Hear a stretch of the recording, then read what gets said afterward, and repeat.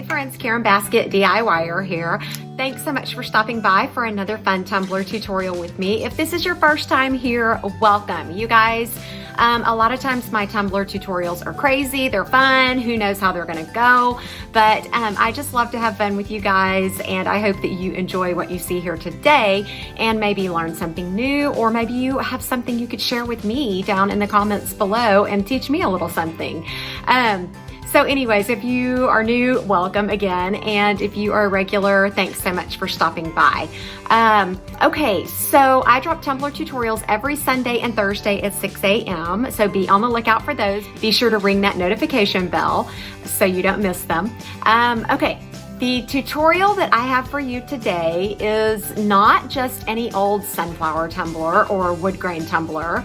It's a combination of quite a few things. Peekaboo, wood grain, glitter, vinyl, all those fun things. And you know, I love to learn. And if you guys ever see something that I do that you're like, what the heck, why didn't you do it this way or that way or whatever, let me know, because I like to learn new things. If you have suggestions for me, definitely drop those in the comments section below for me. But this one is a peekaboo.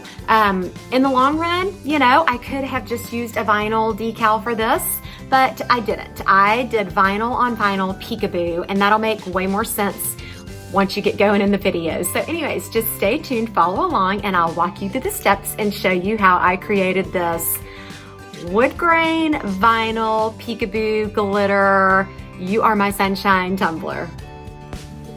So I got this really fun sunflower vinyl from Hobby Lobby. It's the Paper Studio brand, and I like to trim and cut mine down to size before applying it to the tumbler. I know a lot of people apply it to the tumbler and then trim it up. Not me. I like to do it this way. I'm also using window cleaner to apply my vinyl to the tumbler. This was a recommendation by one of my viewers a while back, and it's my favorite way to apply it. As you can see, I just spritz that vinyl, and now then I am just putting it there on the tumbler, and I'm pulling it off and on to show you how easy this works. You can remove it, you can adjust it, you can just shift it around, do whatever, but you just definitely want to make sure you work out all the air pockets and air bubbles, and make sure that your window cleaner is fully dry before you move on to maybe like your Brite tone layers, or if you're an epoxy user or whatever. So you don't want any window cleaner like oozing out underneath. All right. So I'm on to my next step. I have these sunflowers that I had cut out a long time ago whenever I was doing some wood grain sunflower peekaboos with glitter and all, but this is just Oracal 631. I just had some leftovers in black and white, so that's the only reason I'm using different colors. But I'm going to, if I can find my little Cricut smoothie tool, whatever it's called, I'm going to, I may just have to use my hands because I don't know where that's at right now. So, just peel these off.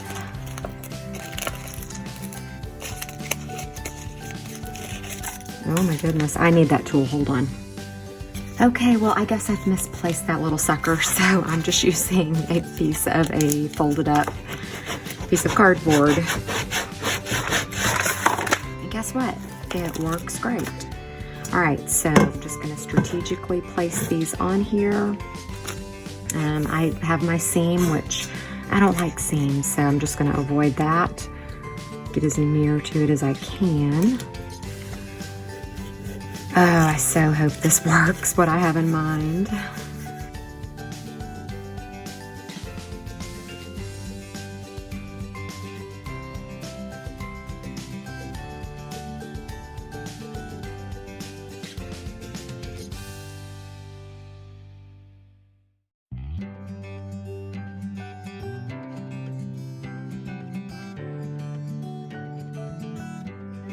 So now then it is time for universal white.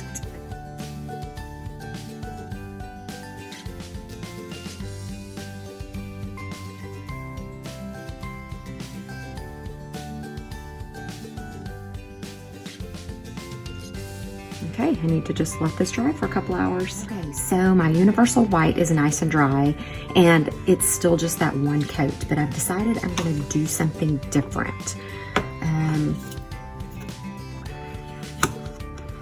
Trying this for the first time. This is my brush that I use for pigments. I always wash it out really well after each use, but I'm just gonna do this. This is pigment number 8, which is basically black. You might be thinking, what are you doing? Okay, just bear with me. I want to be able to have some depth in my wood grain and definition, so I feel like this is going to help with that. And I'm literally just streaking it on here like you see me doing.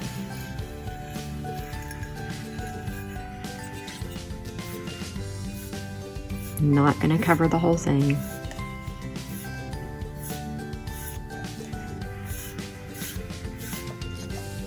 Leave some of the white showing. I'm just trying to spread it thin. And now then I'm just going to let this dry, and then I'll move on.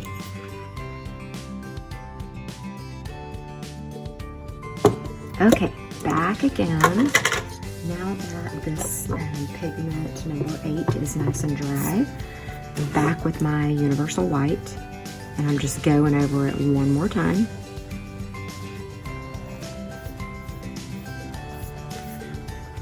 I just have a thought or idea in my head, and I hope this works out.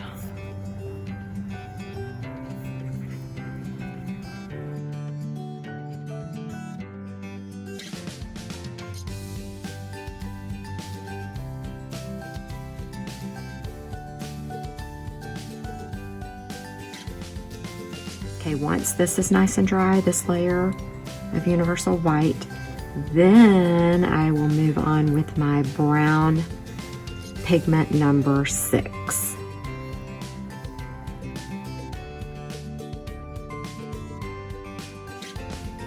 Okay, so now I've got the pigment number 6, and I am just doing my normal wood grain technique that I do when using pigments. I have another video out that explains this in depth a little bit better. Basically, I use this chip brush and the pigment. As you can see, I put it on the brush, sometimes I put it on the tumbler, and I just swipe up and down in one direction. Then I grabbed a little makeup brush because I wanted to try to bring some of that black pigment to the surface to help create knot holes and all. Quite a bit of this tumbler is going to be covered up, if you will, whenever I expose and remove those sunflowers to, reveal the Peekaboo sunflower vinyl underneath. But you just play around with it until you are completely happy with your wood grain technique. Okay, now that that pigment is all nice and dry, I am very carefully removing my vinyl sunflowers. I'm being very, very careful because I don't want to, number one, scratch my wood grain or lift or poke a hole in my sunflower vinyl below, because there's no bright tone on that. It's just direct vinyl that I'm in contact with. So just be extra careful with your removal. I do not remove the centers of my flowers. I leave those the wood grain look. Even though that is a piece of vinyl there, I could totally remove it and it would just be all sunflowers, but I like to leave the centers to look wood grain as well. So just move right along, remove all your vinyl, and then you can be on to your next step.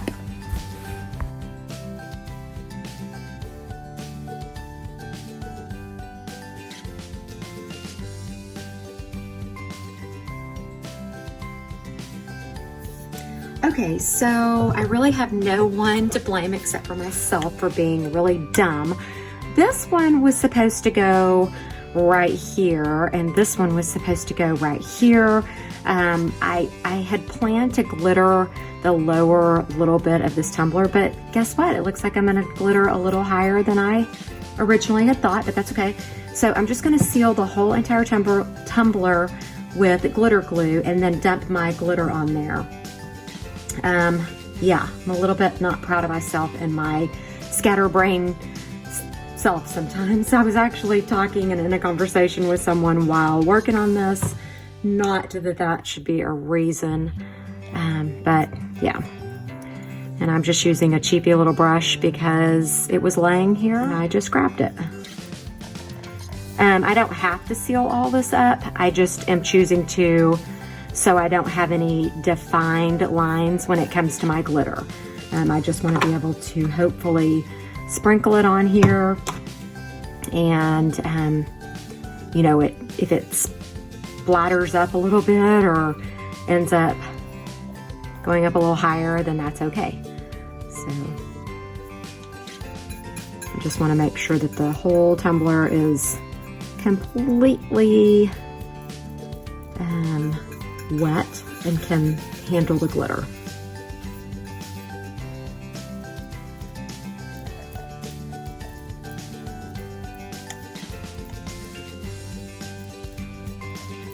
And I'm going to be using 2 glitters here. This champagne chunky mix. I'll do it this way. I'm going to put a little bit right here, and I'm just going to pick it up and sprinkle it. I'm holding my hand fairly high for this, okay? Just because I want it to bounce up a little bit, like I was saying.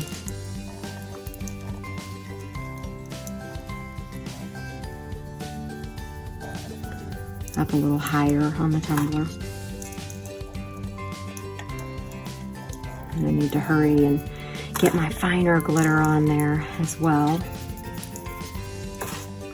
before my glue starts to dry too much, because I do not want to have to do another coat of glitter.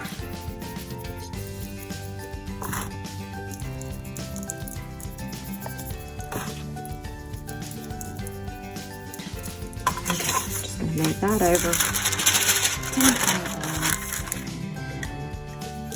Oh my goodness, I just dumped the wrong one. So looks like it's getting this all over.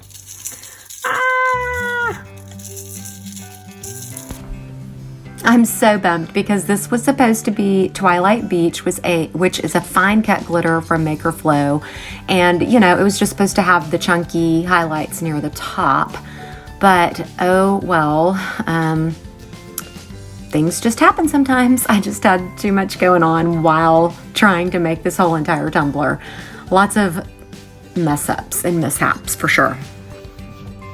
Okay, so I got that glittered, and now then really quickly, while my glitter is still, while my glitter glue is still fairly damp, but yet it's been like almost an hour, just barely under an hour. I'm gonna go ahead and roll this and smush it. I think it's okay to do that now. Oh, maybe. Actually, I'm not gonna roll it. I'm just gonna use my parchment paper to just kind of, I've got my hand under it and I'm just gently pressing on the glittery area. I don't really wanna roll it because this up here up top is still a little wet.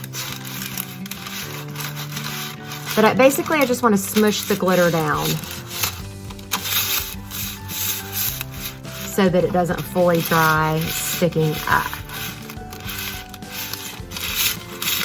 And this just helps when it comes to putting bright tone layers on later. Okay, so once this is totally dry, I will add another layer of glitter glue over the top of all this glitter, let that totally dry, and then I will smush it down. I'll probably smush it down after about an hour. And then it'll help, you know, with bright tone layers later on. But I think it's actually turning out cute, even though I made that big, huge mistake. So it's all good. We make the best out of these things. Okay, and so now I'm just using my glitter glue, as you can see here, and a Taklon brush to seal up all that loose glitter, because I don't want any of it, you know, shifting around or anything like that. So now then, that's all nice and dry, and now I'm gonna roll it in my parchment paper and smush it down really well, because this helps you get to your bright tone layers faster and create smoother layers faster. basically I'm just rolling it there in that parchment paper, pressing really hard, just flattening all that chunky glitter out. This is also great to do on fine glitter as well. And you definitely want to make sure that glitter glue layer is completely dry before moving on to your Brite Tone layers, which is what I'm doing here. I applied several layers of Brite Tone, allowing 4 hours of dry time between each layer before I was able to put my vinyl on. I did have to do a level sand and then a couple of more layers, but then I was finally able to move on to my vinyl. I'm just using this black vinyl from HTVRONT and this brushed gold vinyl from Expressions Vinyl. Okay, I just got all my vinyl cut, and so now I'm going to leave this out.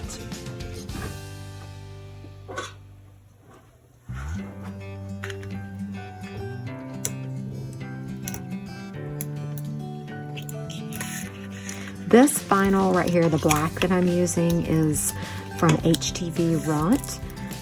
I get this off of Amazon.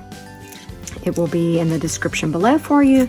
I have found that this is a really thin vinyl, so it works really great for layering fonts, especially when it comes to Brite Tone. You know, sometimes it's hard to cover up those layers, so this helps being really thin like this. And then this is metallized vinyl, and you probably saw in that little fast motion video, I was trying to show you that I found the best place for me cutting metallized vinyl is between white cardstock and iron-on and the little settings. So that's what I was trying to show you there. Just seems to work really well. I used to struggle so much with cutting vinyl and getting the pressure just right and all, but just getting it on that setting, this works so great. And this is brushed gold from Expressions Vinyl, and you can find a $5 off coupon code in the description below if you have not already used that. I think you can use it once on your very first purchase from them. So be sure to check that out. Okay, I'm gonna do this in 2 sections because that's kind of a lot to try to wrap around the tumbler. So I'm going to use this worn out paper.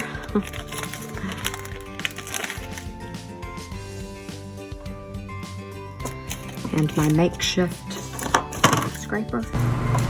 I prefer layering my vinyl before applying it to the tumbler. Some people apply theirs to the tumbler, then layer it, but I just find that this is way easier, and it's just how I like to do this.